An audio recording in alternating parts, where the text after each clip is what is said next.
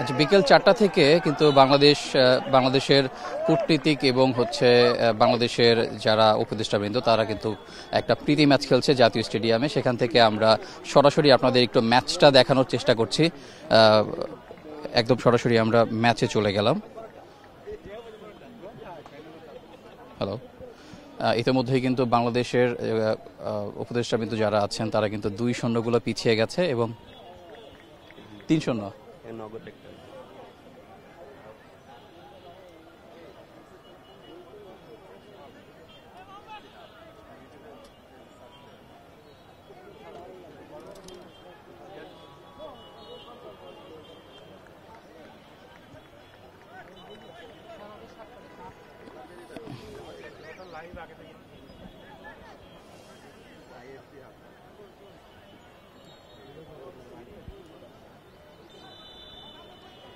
এর মাঝে কিন্তু বাংলাদেশের উপদেষ্টাবৃন্দরা 3-0 গোলে পিছিয়ে গেছে।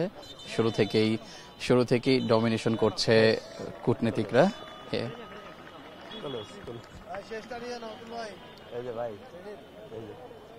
ডিজাইন, এলিগেন্স, বিউটি, সেরা পণ্য সবার জন্য জেভিকো।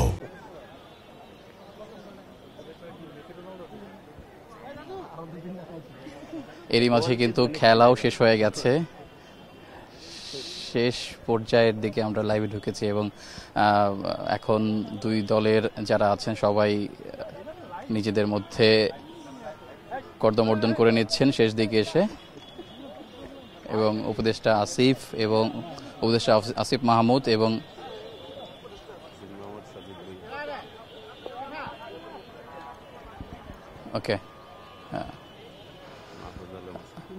উপদেষ্টা মাহফুজ আলমও কিন্তু ছিলেন আজকের ম্যাচে। তো তারা 3-0 গোলে হেরেছে। শেষ পর্যন্ত তাদের চেষ্টাটা ব্যর্থ হয়েছে, তবে সুন্দর একটা ম্যাচ উপভোগ করেছে এই বিকেলবেলা জাতীয় স্টেডিয়ামে যারা এসেছেন, বিশেষ করে সাংবাদিকবৃন্দ এবং কিছু দর্শকও কিন্তু আছেন। তারা কিন্তু আজকের এই ম্যাচটা উপভোগ করে মোটামুটি তৃপ্ত হয়েছেন। বাংলাদেশের যারা উপদেষ্টাবৃন্দ ছিলেন তারা কিন্তু বেশ কিছু আক্রমণ করেছেন, তবে শেষ পর্যন্ত তাদের আক্রমণগুলো গোলে কনভার্ট হয়নি। এবং আপনার কূটনীতিক বৃন্দ যারা ছিলেন তারা কিন্তু যথেষ্ট ভালো খেলেছেন। তাদের পাসিং, তাদের চান্স ক্রিয়েট সব কিছু ঠিক ছিল এবং তারা কিন্তু শেষ পর্যন্ত 3-0 গোলের একটা জয়ও পেয়েছে। আমরা প্রথম থেকেই ম্যাচটা উপভোগ করছিলাম এবং শেষ পর্যন্ত আমরা লাইভে আপনাদের দেখানোর চেষ্টা করছি। এখন কিন্তু খেলা শেষ হয়ে গেছে এবং ইতিমধ্যেই যারা ছিলেন মাঠে, যারা খেলেছেন এবং মাঠের বাইরে যারা দায়িত্ব পালন করেছিলেন তারা কিন্তু সবার সাথে সবাই একটা সাক্ষাৎ বা মত বিনিময় করার চেষ্টা করছেন। আমরা দেখতে পাচ্ছি আমাদের ক্যামেরায় দেখা যাচ্ছে আসিফ মাহমুদ এবং বিশেষ করে আইন উপদেষ্টা আসিফ নজরুলও কিন্তু আছেন এখানে। এবং আজকে যেই ম্যাচটা হয়েছে সেই ম্যাচটা কিন্তু আমাদের বাংলাদেশের আপনার উপদেষ্টাবৃন্দ যারা ছিলেন সেই দলে যিনি গোলকিপার ছিলেন তিনি কিন্তু দুর্দান্ত খেলেছেন, অনেকগুলো সেভ দিয়েছেন, আমরা সেটা দেখতে পেরেছি। এবং তা না হলে বাংলাদেশের উপদেষ্টাবৃন্দরা হয়তো বা আরও বেশ কিছু গোল খেতে পারতেন। এখন সবাই দাঁড়িয়ে ফটো সেশন করছেন।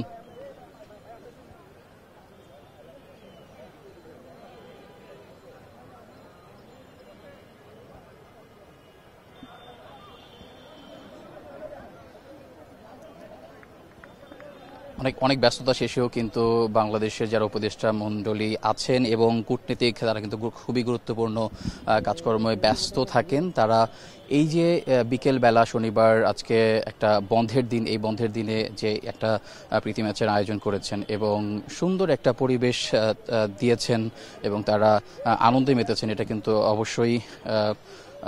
অবশ্যই এটা ভালো একটা নিদর্শন। এবং বিশেষ করে নিজেদের খেলাধুলায় ব্যস্ত রাখা, এটাও কিন্তু তাদের দিক থেকে অবশ্যই ভালো একটা নিদর্শন। সেক্ষেত্রে এই যে আজকের যে অলিভার তিনি কিন্তু বেশ ভালো খেলেছেন, ফ্রেডরিক দুর্দান্ত খেলেছেন, তাদের এখন হাতে গিফট তুলে দিচ্ছেন উপদেষ্টা আসিফ মাহমুদ। এমানুয়েল, তিনি কিন্তু দুর্দান্ত খেলেছেন। ডিফেন্স থেকে শুরু করে একদম অ্যাটাক পর্যন্ত কিন্তু তিনি দুর্দান্ত খেলেছেন। তাদের যারা কূটনীতিকবৃন্দ ছিলেন তাদেরকে উপহার তুলে দিয়েছেন আসিফ মাহমুদ।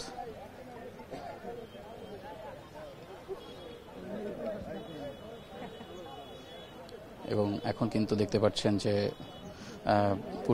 কূটনীতিকবৃন্দ যারা আছেন তারা কিন্তু আবার অ্যাডভাইজার্স যারা আছেন তাদেরকে উপহার হাতে তুলে দিচ্ছেন, একে একে সবাইকে উপহার দিচ্ছেন, সেগুলো দেখতে পাচ্ছেন আমাদের ক্যামেরায়।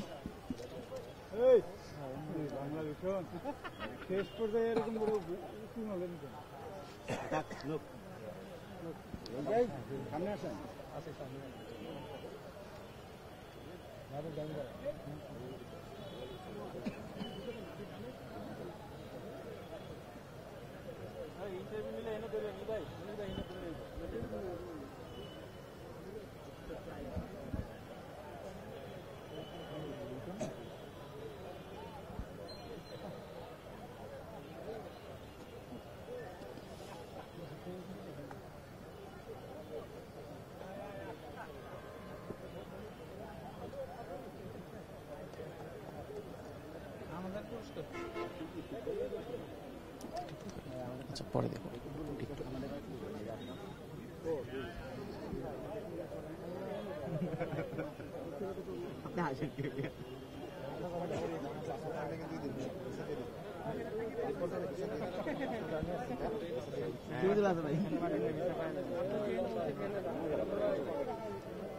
আমাদের লোক তারা দেখে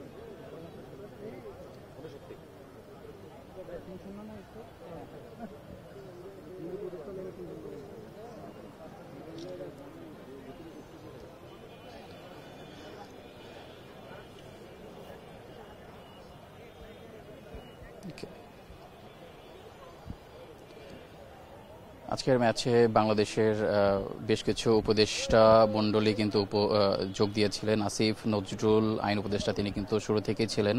আসিফ মাহমুদ যিনি ক্রীড়া উপদেষ্টা, তিনিও কিন্তু ছিলেন। মাহফুজ আলম ছিলেন।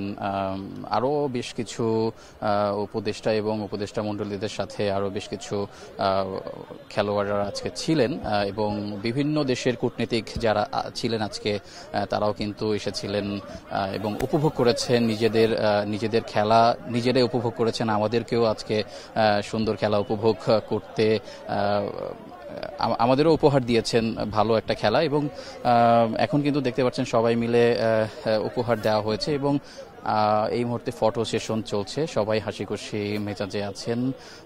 সবাই অবশ্য পরিশ্রম করেছেন। প্রায় 20 মিনিট করে খেলাটা হয়েছে। প্রথমার্ধে 20 মিনিট এবং পরের কিন্তু 20 মিনিট খেলা হয়েছে। অর্থাৎ যেহেতু এখানে যারা খেলেছেন সবাই প্রফেশনাল ফুটবলার নন, সেহেতু খেলার মাঠটাও কিন্তু ছোট করে দেওয়া হয়েছে, গোলবার ছোট করে দেওয়া হয়েছে। তারপরে হচ্ছে 11 জন 7-a-সাইড ম্যাচ হয়েছে। সো সব মিলিয়ে কিন্তু এক প্রকার মিনি ফুটবল ম্যাচ আজকের বিকালে আমরা দেখতে পেরেছি। এবং পুরো ম্যাচে আমি যেটা বলছিলাম যে বাংলাদেশের অ্যাডভাইজার্স যারা আছে তারা কিন্তু 3-0 গোলে আজকের ম্যাচটা হেরেছে। যদিও হার জিত থাকবে, একটা প্রীতি ম্যাচ, একটা মেলবন্ধন তৈরি হওয়া উপদেষ্টাদের সাথে কূটনীতিকদের, এটাই কিন্তু মূল উদ্দেশ্য।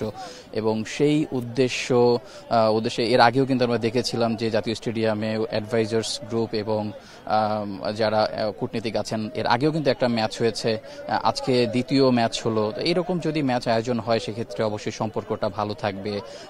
আমরা যারা দেখতে আসি খেলাগুলো সেটা কিন্তু আনন্দ উপভোগ সবাই কিন্তু আজকের ম্যাচটাই করেছেন। তো এখন কথা বলছেন উপদেষ্টা আসিফ নজরুল, আমরা সরাসরি চলে যাচ্ছি সেখানে। ভাই পিছনে ভাই মোবাইল সামনে আসতে হবে, ক্যামেরা আছে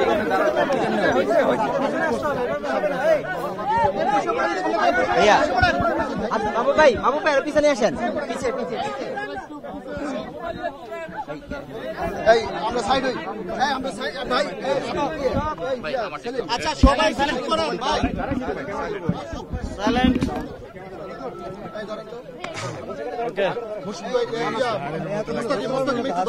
Okay, stop. Shonen. আমাকে কোনো কোয়েশ্চেন করেন না, আমি বলি তারপর আসিফ মাহফুজ ওরা বলি। আমাদের ডিপ্লোমেটদের সাথে প্রথম খেলা আমরা জিতেছিলাম। চুপ করেন। আচ্ছা থামেন একটু, আপনি থামেন না একটু। আচ্ছা আমরা ডিপ্লোমেটদের সাথে যে প্রথম ম্যাচ ছিল সেই ম্যাচে অ্যাডভাইজারদের যে টিম ছিল সেটা জিতেছিল। আজকে ডিপ্লোমেটটা জিতেছে কারণ আমরা এটা খুবই লাইটলি নিয়েছিলাম। আমাদের টিমের যে নিয়মিত প্লেয়ারদের মধ্যে 3 জন অনুপস্থিত ছিল, আমরা কোনো প্র্যাকটিসই করি নাই। আর ওরা আমাদেরকে খেলা দেখে বুঝেছি প্রচন্ড প্র্যাকটিস করে এসেছে। তো থার্ড ম্যাচ হবে ডিসেম্বরে, ইনশাআল্লাহ থার্ড ম্যাচে আমরা জিতবো। আসিফ বলবো বাকিটা। ডিপ্লোমেটদের সাথে আমাদের এই আয়োজনটা অনেকে বলতে পারে যে কেন, এটা হচ্ছে আমাদের এক তো কূটনৈতিক সম্পর্ক সুন্দর করা, সরকারের সাথে ডিপ্লোমেটদের কূটনীতিকদের একটা অফিস ওয়ার্কের বাইরেও, বাইলেটারাল মিটিং এর বাইরেও বাইলেটারাল গেম আর কি, এবং এর বাইরেও এটা একটা নিয়মিত শরীরচর্চার জন্য গুরুত্বপূর্ণ। আপনারা জানেন যে আগের ম্যাচ এখানেই হয়েছিল এবং আমরা জিতেছিলাম। এই ম্যাচে আমাদের প্রিপারেশন ভালো ছিল না, আপনারা জানেন, এখন কাজের চাপ সবকিছু মিলে, এবং ওরা আগের ম্যাচ হারার কারণে খুবই সিরিয়াসলি এবার খেলতে এসছে। এবার আমেরিকানদেরকে আনেনি কারণ ওরা ফুটবল পারে না, ওরা সকার প্লেয়ার। তো এবার সব ফুটবল খেলুড়ে ইউরোপিয়ানরা আপনারা দেখেছেন যে খুব ভালো খেলেছে। আমরা আশা করি যে লাস্ট এবং ডিসাইডার ম্যাচে আমরা জিতবো। এই যে স্মৃতি তো এখনো হচ্ছে, আপনারা দেখছেন এইসব। আমরা জানি যে এই ন্যাশনাল স্টেডিয়ামে আপনার এশিয়ান আর্চারি চ্যাম্পিয়নশিপ হওয়ার কথা, একই সাথে হচ্ছে আপনার আফগানিস্তানের এটা ভেন্যু হিসেবে এখানে আমাদের সুযোগ দেওয়া হয়েছে। তো একই সাথে দুইটা টাইমিং ক্ল্যাশ হয়ে গেছে। তো সেই ক্ষেত্রে আর্চারি চ্যাম্পিয়নশিপটা আমরা আর্মি স্টেডিয়াম অথবা কমলাপুর স্টেডিয়ামে করার পরিকল্পনা করছি, কারণ এখানে আমাদের একই সাথে সেই সময়েই ভারতের সাথে ম্যাচ আছে এবং গ্রানাডার সাথে ফুটবল ম্যাচ আছে। তো সেগুলো আমরা এই স্টেডিয়াম করবো, এবং আর্চারিটা আমরা অন্য কোনো ভেন্যুতে। মাননীয় উপদেষ্টা, আর্চারির ভেন্যুটা সাধারণত আন্তর্জাতিকভাবে ওয়ার্ল্ড ওয়াইড যেটা হয়ে থাকে যে কোনো একটা শহরের বড় কোনো স্থাপনায় হয়ে থাকে, সেই জায়গায় আমরা যতটুকু জানি আর্চারি ফেডারেশন সম্ভবত সংসদ ভবন এলাকাটা চেয়েছিল যে সেখানে যদি করে এরকম ওপেন একটা স্পেসে দেওয়া যায় কিনা।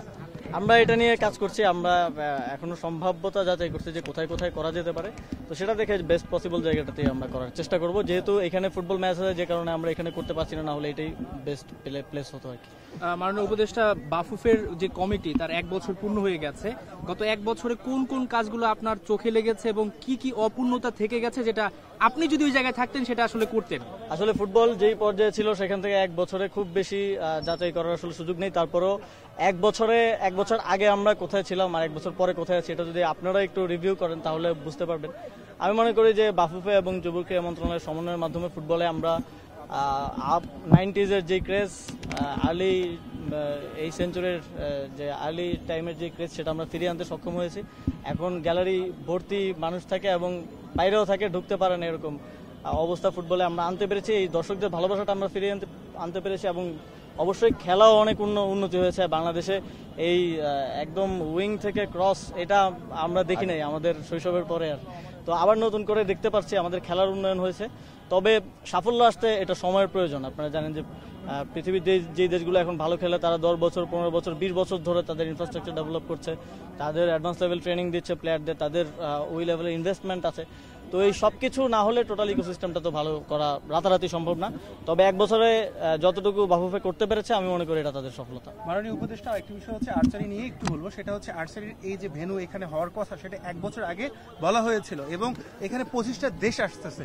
মানে এই আর্চারি টুর্নামেন্টের এখানে 25টা, বাংলাদেশের বুকে এত বড় টুর্নামেন্ট এটাই বলা যায় প্রথম। এর আগেও হয়েছে কিন্তু এতগুলো দেশ আসেনি।